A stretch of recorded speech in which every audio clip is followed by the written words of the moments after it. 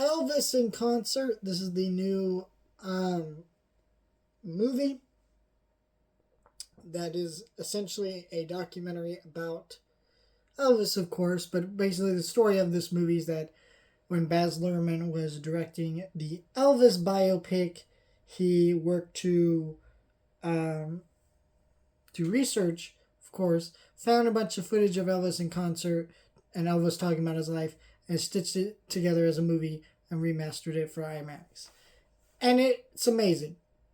Anytime you can watch Elvis on the screen in his prime, you really are just reminded why this guy was such a sensation. Nobody moved like this guy, nobody looked like this guy.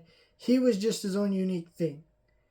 And this movie really reminded me of Moon Age Daydream, which, if you don't know what that movie is, it's kind of a similar movie to this, where it's a movie, it's a documentary, but the person narrating the whole thing is the person it's about. So that one was about David Bowie, this is about Elvis, and it just leads to such a unique, interesting experience.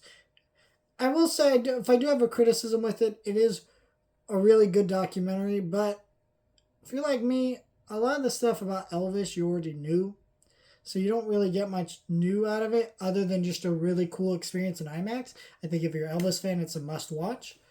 But I didn't actually learn anything new about Elvis. And I think that it has that Baz Luhrmann energy to it because it's directed by him. And some of that energy is too chaotic for a documentary. I feel like some of it needed to flow a little bit better. But overall, it was a really good documentary. And if you love Elvis, it's a must watch.